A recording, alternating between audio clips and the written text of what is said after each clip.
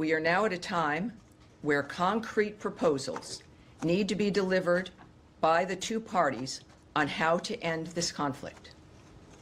How we proceed from here is a decision that belongs now to the President. If there is not progress, we will step back as mediators in this process. Wow, concrete proposals. That was a couple of days ago where spokeswoman for the State Department, Tammy Bruce, said we are at a point.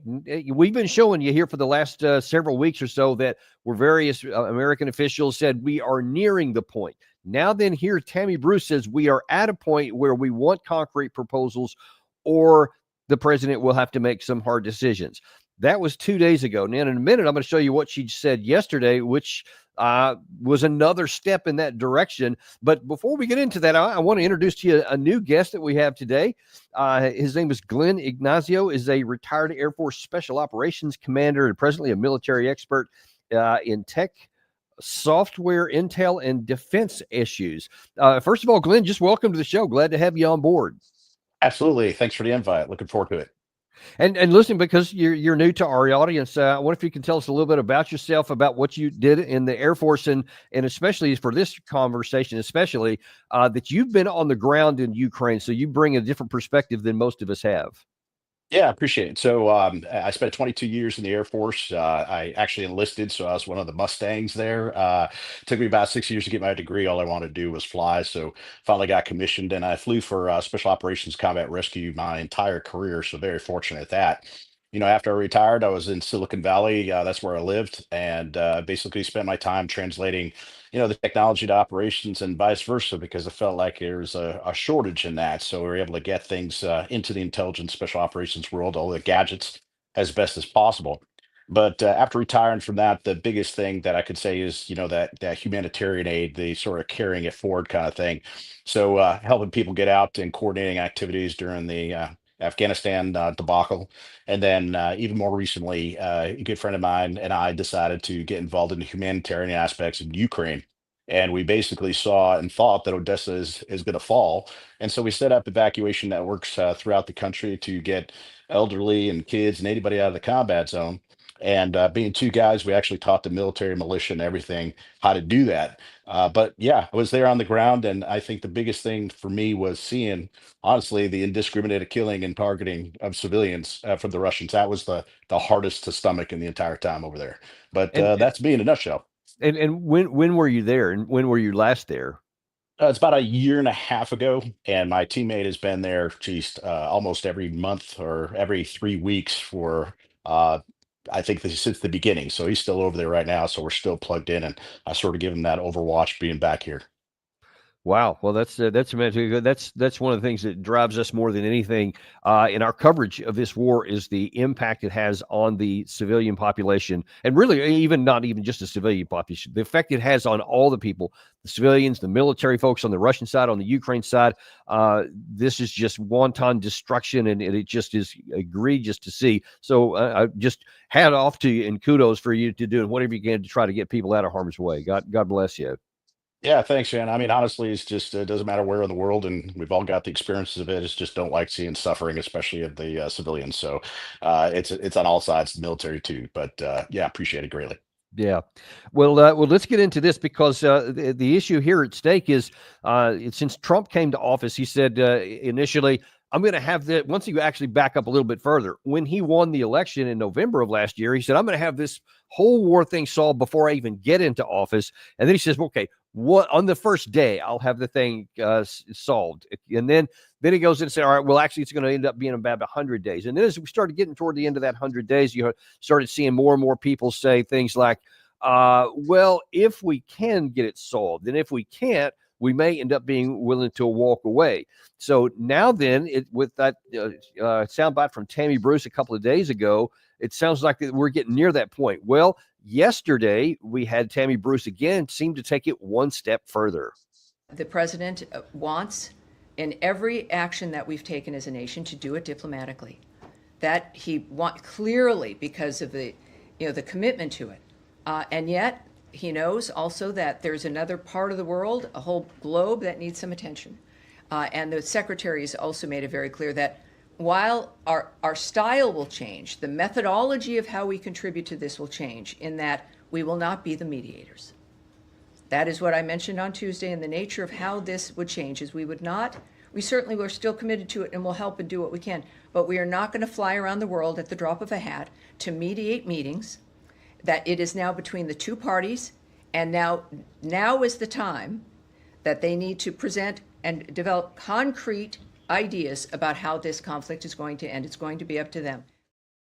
Okay, so again, that's kind of a categorical thing. And by the way, to all of our audience, be sure and like and subscribe if you haven't already. That helps us more than you may know. But let's go now to what she said there, because now then we will not be the mediators. That is a major, major change, at least according to my ears here, because a couple of days ago she said it. She said it that this is basically an advancement to that, and now then it's up to the president. It sounds like maybe the next thing we're going to hear is that we're going to walk away. How do you read that?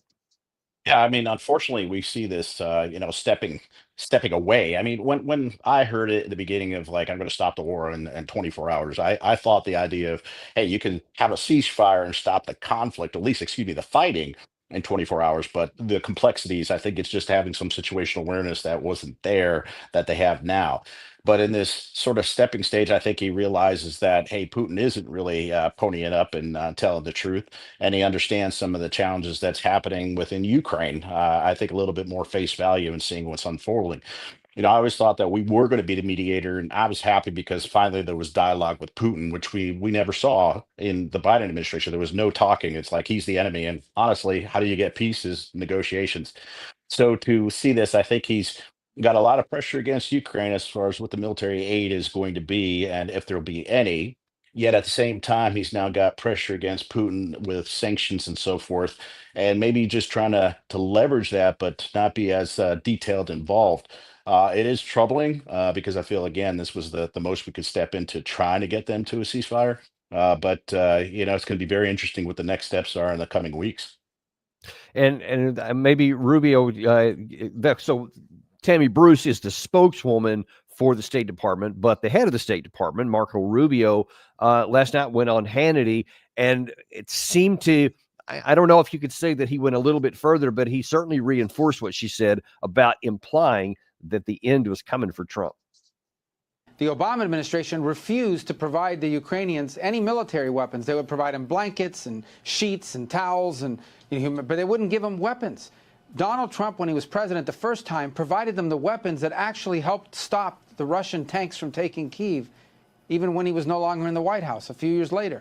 This invasion would have never happened if Donald Trump were in the White House. But it did. It happened after Joe Biden. It happened just a few months after the fiasco in Afghanistan. And I think everyone realizes Putin saw that and said, now's my time to go. I have a weak president under Joe Biden. And he went. And this war dragged on for 3 years. Look, you ask how close we are. I think we know where Ukraine is and we know where Russia is right now and where Putin is.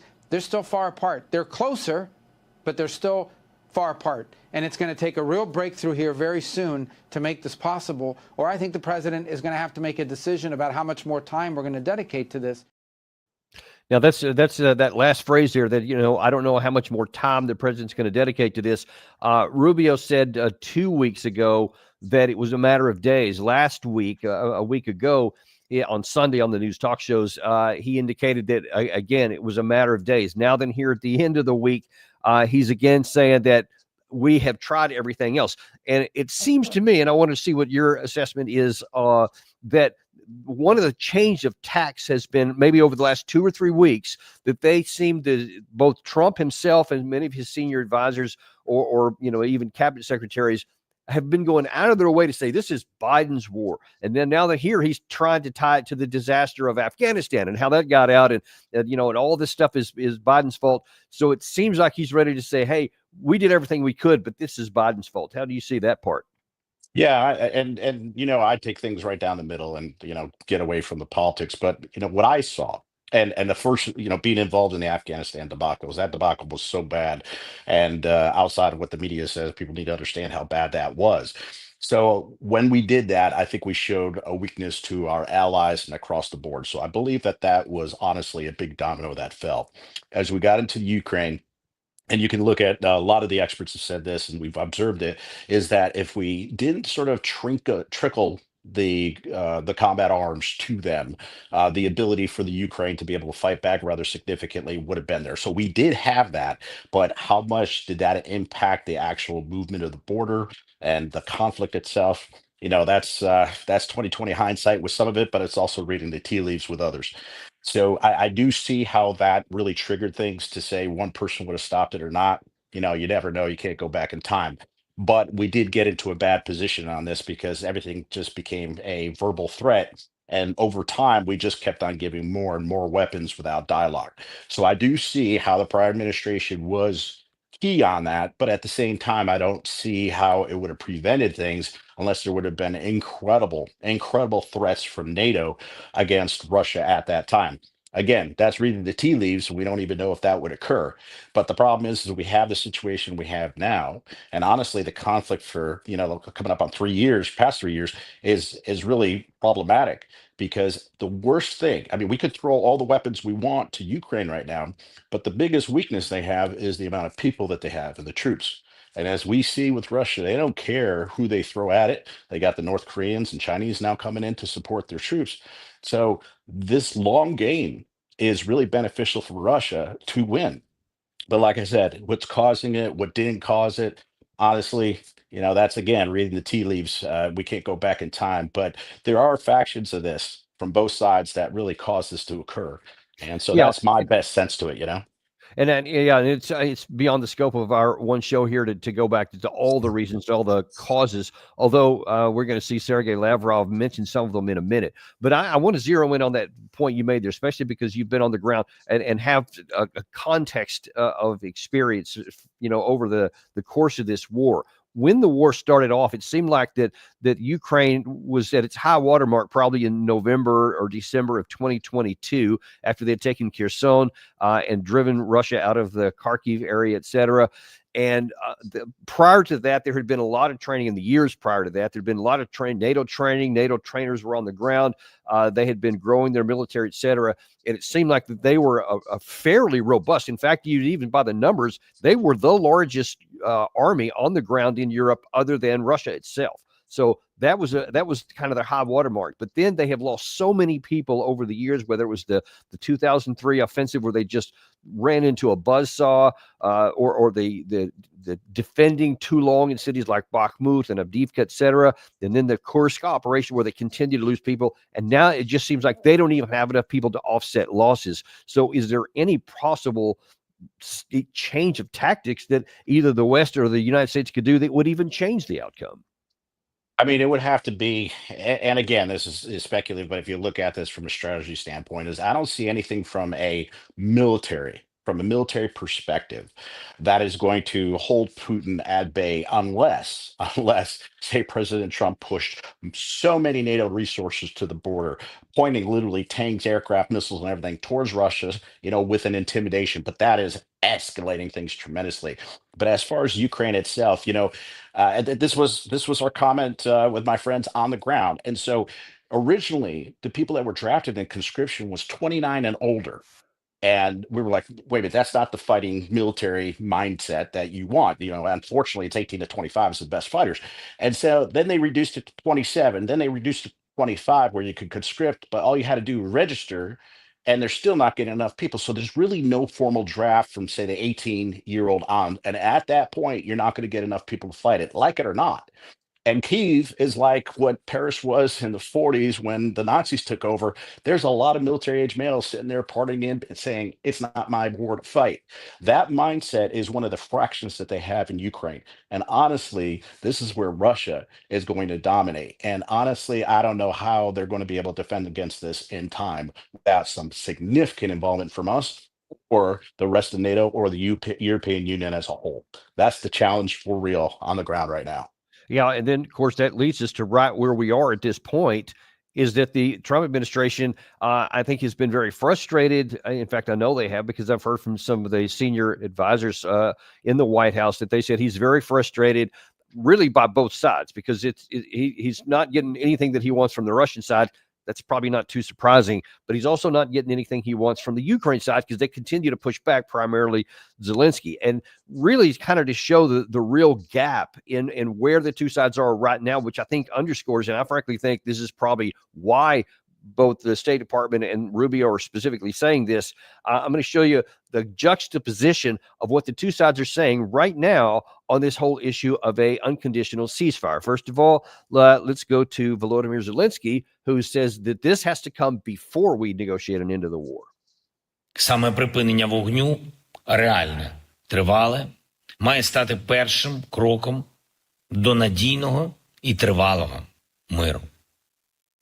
Представники України і на зустрічах в Парижі, які були, і на зустрічах в Лондоні цього тижня матимуть основне завдання, першочергове, саме щодо безумовного припинення вогню. Саме це має бути початком. So that was on the 21st of April, but he has maintained that position. That has to come first. And he continues to say, him and several other people, even some in Europe, says, no, the ceasefire unconditional has to come first. But the Russians have said from the outset that that's not what they would not go to an unconditional ceasefire under any circumstances. They had, as Putin said, nuances, etc. So if you have this big gap between what the West, meaning Ukraine and Europe, are saying about the sequencing of things and whether it's conditional or unconditional, it's going to be hard to see how you're going to close this gap into a negotiation. Yeah, I completely agree. And my mindset, and I think many others, is that you have to have this complete ceasefire to stop things. When I saw, we're not going to fire from the sea and all these other things, I just thought that that's just not going to occur. But Ukraine has this experience not trusting Putin whatsoever. And so I do believe that you have to have a complete ceasefire to stop the killing, and killing is horrible, believe me. But if you don't have that, the negotiation of where the borders are and where the lines are going to be drawn and all that stuff is going to be a lengthy process. So to stop the killing is the first trigger. I completely agree. But again, it's going to be a long process to negotiate where those lines are. But however, we saw it where that truce was sort of, or at least the ceasefire was established, and Putin completely denied that. So you can't trust the guy. And again, he's increased his operations and strikes and so forth. And if you were to think that there is a ceasefire and a truce and negotiation coming, they're trying to grab as much real estate as they can. And it's troubling. But at this point, I think Trump knows he cannot believe Putin, whatever Putin says to him directly. So I think there's a sense to that. And maybe that's where the frustration is happening between the two. Yeah, and I think, of course, there's some additional frustration because at least from the Russian side, they're claiming that the Easter truce was violated many times by the Ukraine side. The energy thing, really, both sides are saying that each side didn't abide by it and that they did, et cetera. So there's no trust on either side, which complicates the matter further. And then when you take a look at the issue with the balance of power, which you've already identified is clearly on the Russian side, especially in manpower, here's what Sergey Lavrov is saying about that same ceasefire. The leaders of the European Union, Kaja Kallas, and other representatives are now saying that Russia must unconditionally agree to a ceasefire solely because they are suffering defeats on the battlefield, and their plans to inflict a strategic defeat on the Russian Federation will never materialize. Everyone already understands this perfectly well. Our proposal, as voiced by President Putin, is the start of direct negotiations without preconditions. A ceasefire in this situation is seen as a preliminary condition that will be exploited to further prop up the Kyiv regime and strengthen its military capabilities. So when you have the Russian side saying, we have the manpower issue, we have the industrial capacity, we have the ammunition and all that other kind of stuff, so we don't have to agree to a ceasefire. We want to get straight to the end of negotiations. And then they basically want to flip everything that you said the Ukraine side wants, which is we'll negotiate even in this lengthy process, all this stuff first. And then when that's agreed to, then we'll come to an end of ceasefire. Now, obviously, if you're for the Ukraine side or anybody who's from the Western side, they can hate that. They don't have to like it. But the fact is, we don't have either the leverage or the capacity to compel them to do anything different. Or I think we would already have done that. So what do you think that impasse does to where the war goes on the ground? I think, first of all, I'm glad we're able to talk about this in this detail. And I'll tell you, one of the things as we were watching that segment that popped in my head is a good friend of mine that is on the ground right now, my teammate. And he says, if we look at it this way, if there was a ceasefire, it's almost like Putin sort of resigning and saying, I quit. And the reason for that is because, this invasion has perfectly or been executed, I wouldn't say perfectly been executed, but has been executed by Russia into Ukraine. So they're the attackers or the offensive nature here. So I believe that Putin would basically be saying, "Hey, I surrender," if they did a ceasefire. Ukraine has been in a defensive mode for so many years in this conflict, where we and everybody else that gave weapons would allow them to attack Russia. So it is really interesting about saying, "Hey, we don't want a ceasefire because Kyiv and Ukraine is going to build up and it's going to help them better." Honestly, it's not going to. It would actually help Russia significantly better if they did do a ceasefire. But at the same time, the longer this goes, the more real estate Russia gets. And right now, they have a significant amount of those natural resources. They have almost every one of their coal mines and everything. So Russia is really tracking and putting Ukraine in a bad situation. So I understand why they don't want a ceasefire. It's again to the benefit of Russia, but again, it doesn't get it to the point of stopping this war. Now, the only thing that I liked about it, the only thing I liked about that statement was negotiations between the two parties directly. That needs to occur. I agree. But again, anything like this benefits Russia for movement into the country if they don't stop the ceasefire or they don't go to the ceasefire. But at the same time, a ceasefire does not really help Putin. It makes him look like he's surrendering. So there's a lot of facets to this. It's political, it's the ego and image that Putin fights for, and it's also the real estate that Russia's going to grab. So I hope that sort of makes sense because there's a lot of complexities in that one statement there. Yeah, yeah, there certainly is, and obviously, the side that has the most power and leverage is in the history of any kind of negotiation, always gets to basically call the shots, because if they don't get what they want, they just keep going. Yeah. Now, one of the other parts of that Lavrov mentioned there was, we want to get to the end of war negotiations. We want to start talking about those before we start talking about that. Well, he also said in that same conversation what he means when he says the root cause is. Once again, we laid out in detail our fundamental approaches to resolving this conflict by addressing its root causes.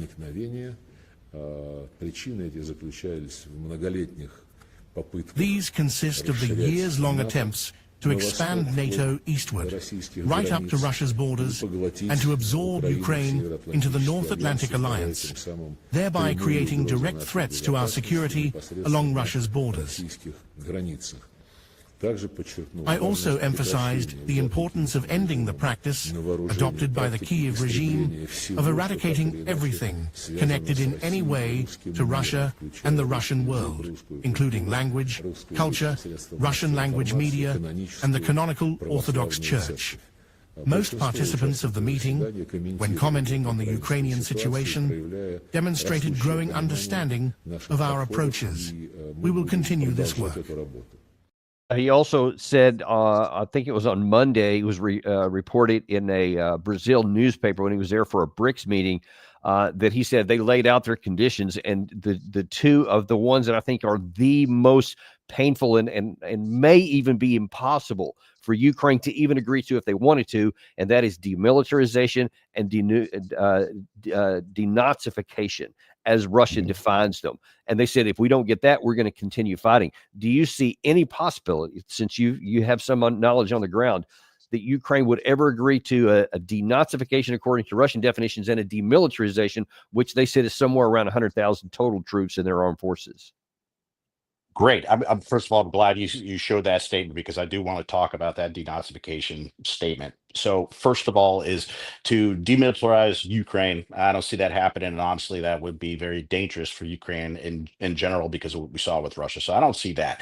The idea of saying you're not going to belong to NATO, honestly, there's not a problem with that because the rest of Russia is surrounded by NATO. So it's one of the things that I think I was uncomfortable with, and I think many people are comfortable with them belonging to NATO, but belonging to the EU. So that economically is good for them. The other thing is they don't want Zelensky in power anymore, and frankly, that's up to an election, so that's to be determined. But I'll tell you, the demilitarization of Ukraine, that ain't going to happen. I don't see anybody going to that. But the denazification thing, really glad it came up, because this is something that existed, and I hope people don't take sound bites out of this, but it's true, is for many years on the border, the Azov, which was very extreme, they were the monsters you needed because they were the only ones that stepped up to fight Russia in Crimea. But they're the monsters you don't like to have around, if that makes sense, those type Yeah, of yeah, military I get it. types.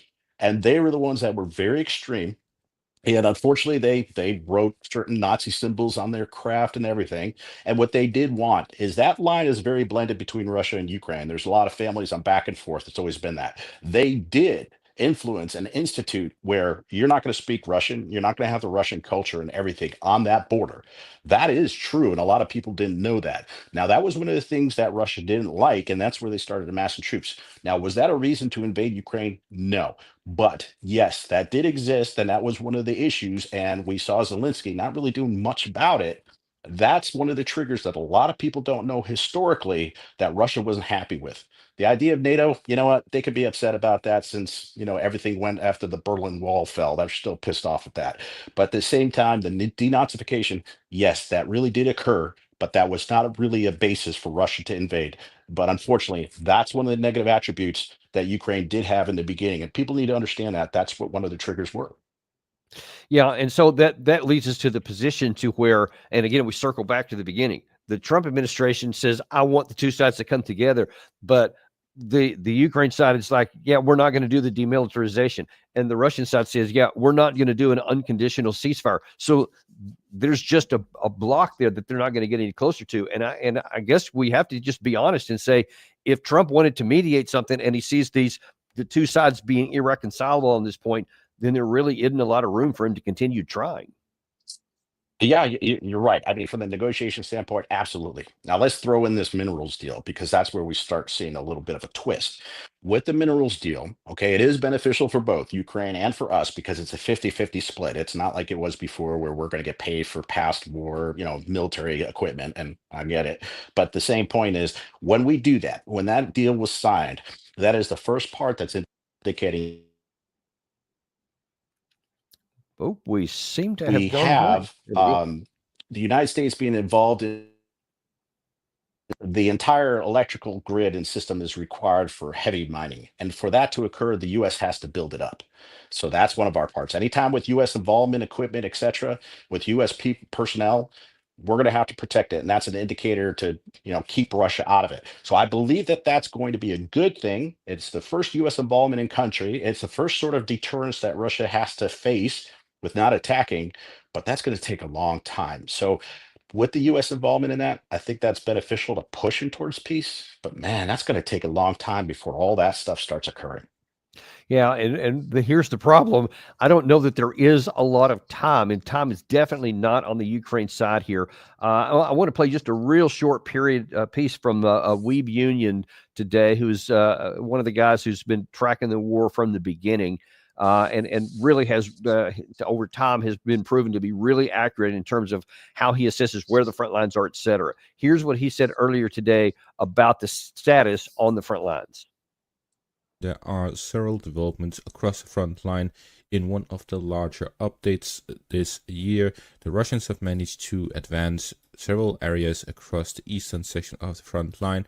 Within the Donetsk region itself, they've advanced about 20 plus square kilometers, but they also managed to advance within the Sumy region in the north. And of course, that Sumy region it looks like that Russia is about ready to put even more pressure up there. They're moving further south.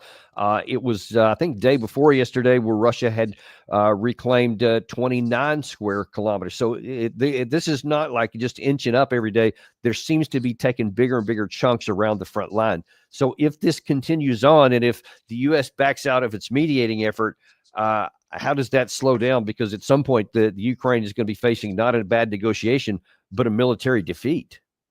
Yeah, unfortunately, you're getting to the truth of this. I mean, you mentioned it a little while ago about how portable Ukraine was a couple of years ago, and they did. They pushed them back, and they should have put a ceasefire and stuff then. But right now, the Russians forces are pushing further and further and further into Ukraine, and that is one of the problems because again, as they do that, the last coal mine, which they use for all the mining and everything, is about to be lost. And at that point, most of those natural resources that are rather significant are controlled by Russia. So honestly, Russia can't handle the entire country of Ukraine. But what we do see is that Russia and Putin wants to go at least to Kyiv and take from Kyiv completely east and take that as their own ownership. Honestly, it seems like that's the objective. And unfortunately, we saw the lines barely move, almost like World War One for a long time.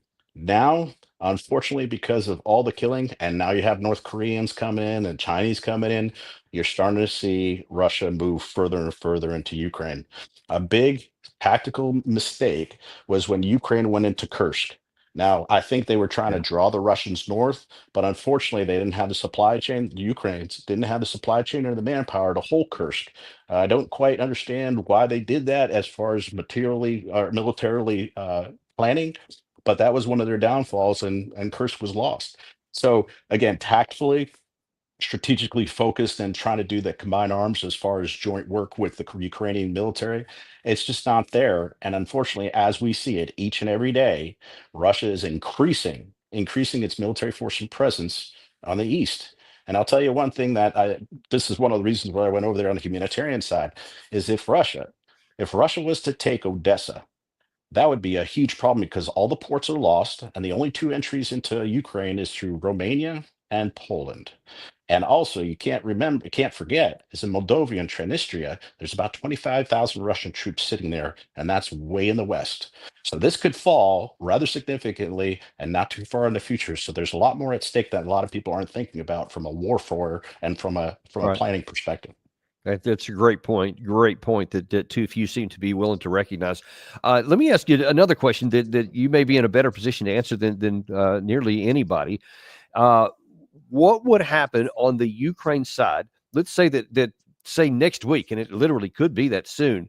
The Trump administration says, "All right, we're not meeting, but we're out now. That these guys aren't going to bridge their gap. We're out. So good luck to Ukraine, to Europe. If y'all want to keep fighting this, that's up to you. But now it's between y'all, and we're not playing anymore." Now, there hasn't been any new aid other than this curious $50 million package that the administration put the other day, which is minuscule and doesn't really make any difference on anything. But if we don't even do those kinds of things anymore and back out, what impact psychologically, morally, will this have on the defenders within Ukraine if they know that U.S. is no longer even nominally having their military back? Yeah, I think militarily, as far as the folks that are fighting in the east, they've been sort of neutral to this because they're fighting and they're focused on just nothing to the fighting. But as far as the morale is going to be hit because they're going to be wondering, what am I going to get for beans and bullets from that point forward? What is going to be the support from the weaponry that we're going to have? I think the rest of the country is going to be more politically jaded and emotional about it. But as far as the war fighters they're fighting on, I think that's the biggest question. It is the biggest question is what the U.S. is going to do. Now, if the U.S. is just going to be providing intelligence and so forth like that, okay, that is beneficial. But the problem is that the rest of NATO or the European Union is not up to a military as far as their industrial complex to support Ukraine in this conflict. And it'd probably take 8 months or more for them to give them the amount of weapons, or at least try to get it to some kind of supply chain that was equal or close to the United States. That's where we don't know what the decision is from the Trump administration as far as what would the support be if we Yep. pulled out. That's where things really start tripping over, where Russia can really take and gain some real estate very quickly, and it's dangerous.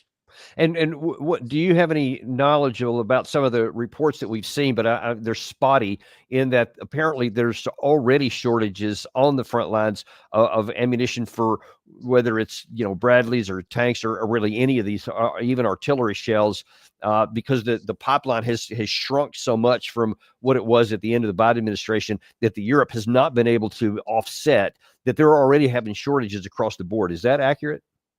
Yeah, unfortunately, it is. It's interesting is that let's get as simple as to each warfighter.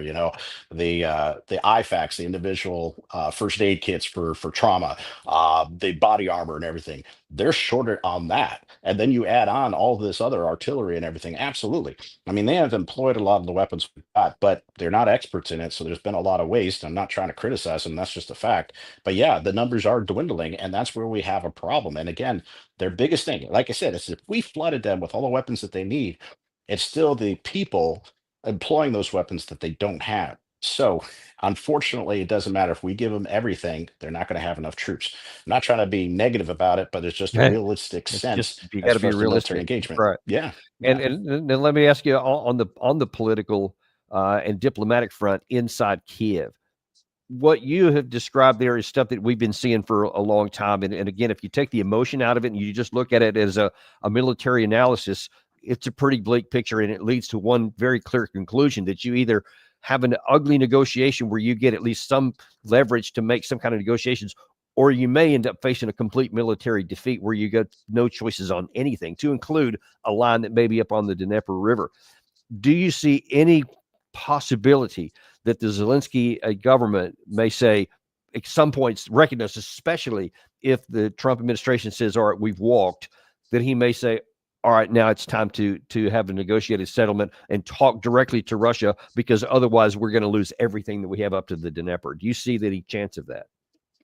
Oh, that's a $1 million question. I mean, honestly, Zelensky and everything as far as fighting and protecting their country. I get it. But unfortunately, at this point, everything and all the cards are really held, like it or not, by Putin. And Putin's the invader, and he's the stronger invader. So if Putin wants to go all the way to Kyiv and says, I don't want a ceasefire, that could occur. And honestly, Putin, I don't think it cares if it's going to take 2 years, 3 years, 1 year, or 5 years. He's going to proceed.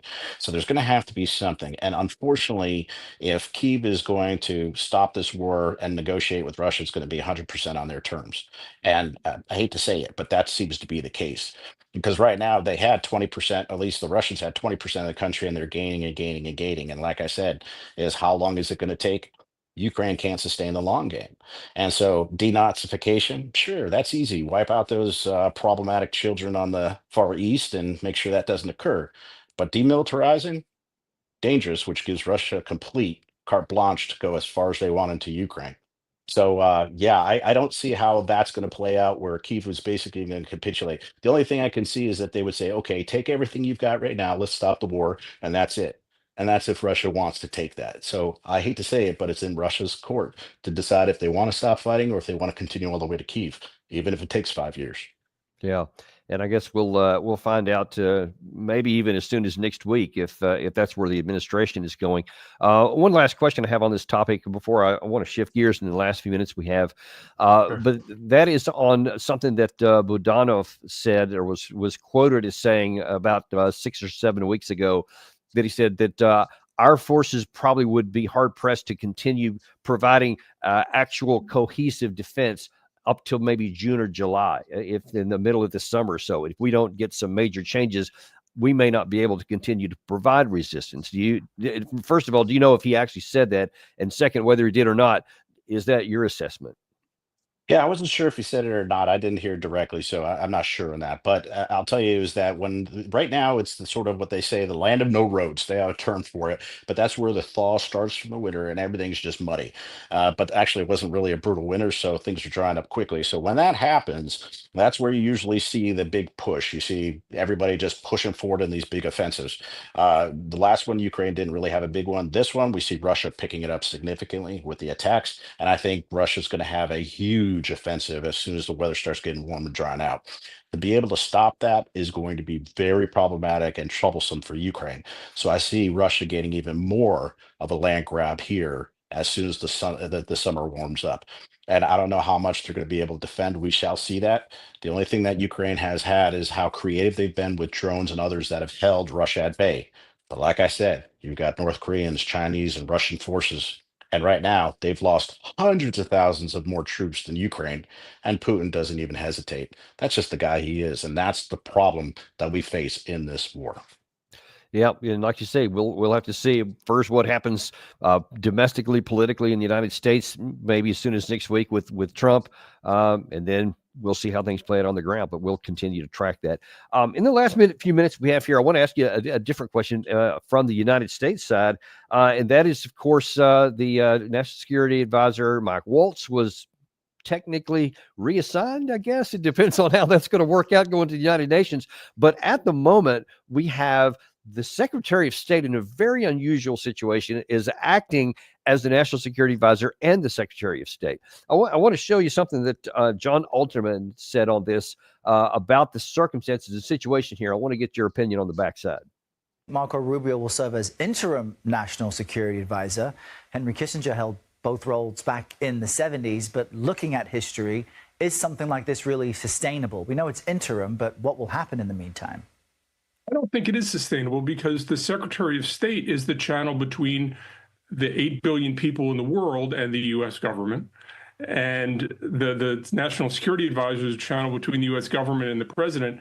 And I think there's just too much information to keep track of every day. These are both 70 or 80 hour a week jobs.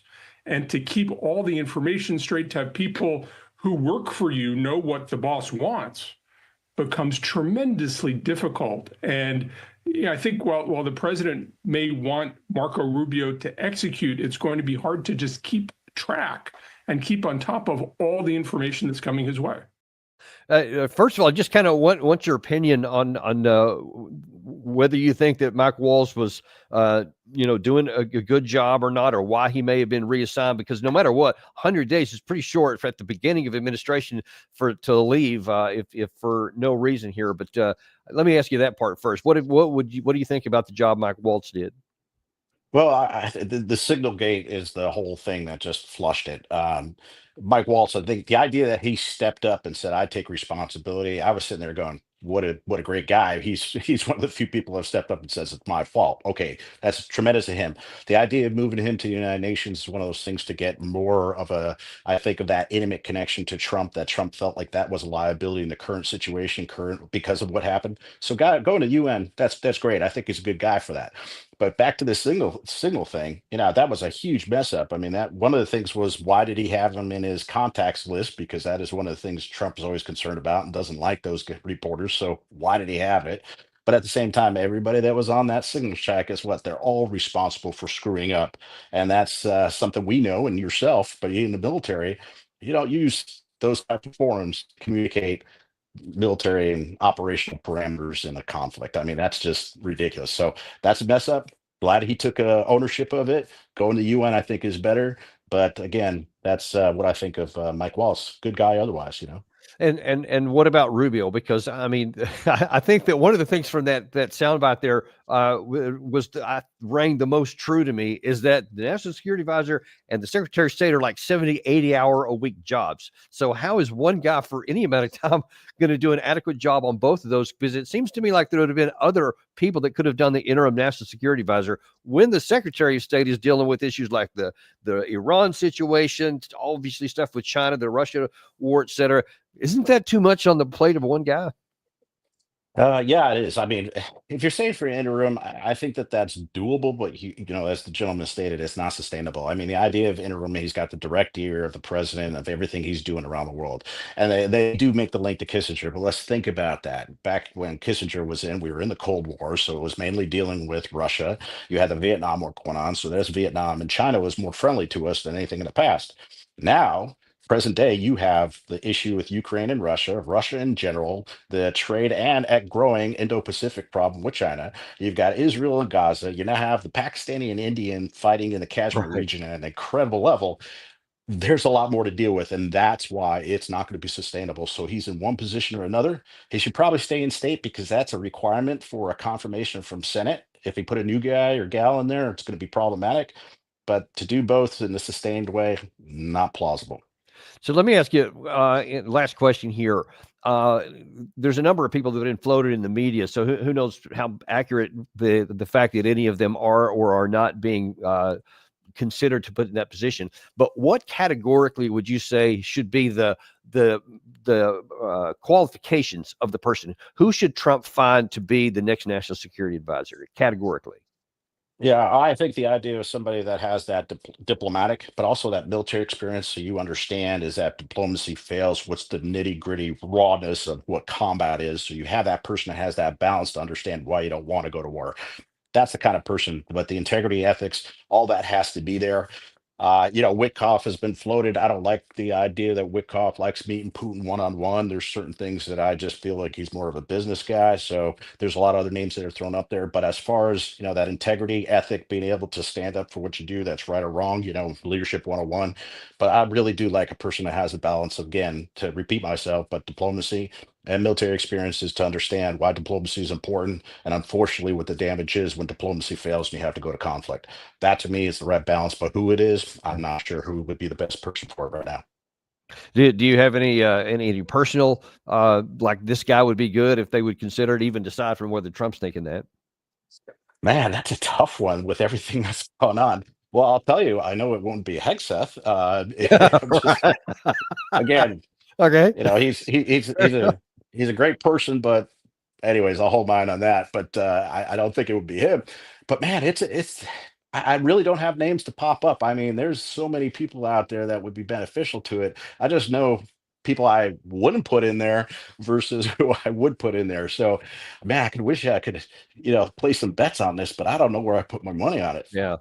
Yeah, I've seen a lot of the names that are floated around. Witkoff was one of them, of course, but there's not a lot that really I hear that go, oh yeah, that'd be a great guy so far. So I hope there's other candidates to emerge, because I'm right in the line with you there about the need for diplomatic and military experience and knowledge. It's got to be somebody who's got the also the courage to tell the president, yeah, that's not going to work when it's not going to work, instead of just bowing the knee. That's not helpful. But You got a good point that. You got a good point on that. I mean, the thing that didn't mean to interrupt, but when we saw Hegseth and everything like that, and again, outside of the politics, is Hegseth is made for President Trump to be able to give him the Secretary of Defense, and I'm not making judgment about that. But the thing that I think you said, what kind of person, the kind of person that can say, no, that's wrong, to President Trump, and hopefully he's going to respect that. So it's not just going along and not being a yes man or yes woman. I think that's the other serious category of a qualification that needs to put in there. So I'm sorry to interrupt, but I thought that was also important as we were talking about it here. Yep, I totally agree with you. Well, listen, I really appreciate you coming on today, and I hope we can have you back real soon. We've really enjoyed this, so thanks for being on the show today. Hey, thank you. And honestly, glad for once to be able to discuss all these things about Ukraine from the very beginning to present day. So I appreciate the time, and I hope people can see the real spectrum and breadth of this conflict. It's much more complex than people think.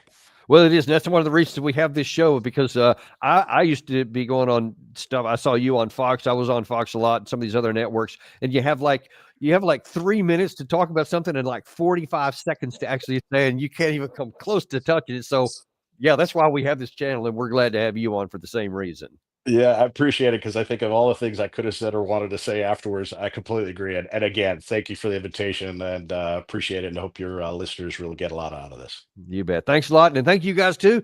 Be sure and like and subscribe if you haven't done that on the way out. We really appreciate it. Also let you know, we're at 3:30 this afternoon. We're going to come back with one other thing and one other show. We're going to bring you an update on some things going on with the, let's hope it's potential war with Iran. We need to avoid that at all costs, but there's been some developments there, and I want to bring you up to date on those this afternoon at 3:30 p.m. Thanks, and we'll see you then.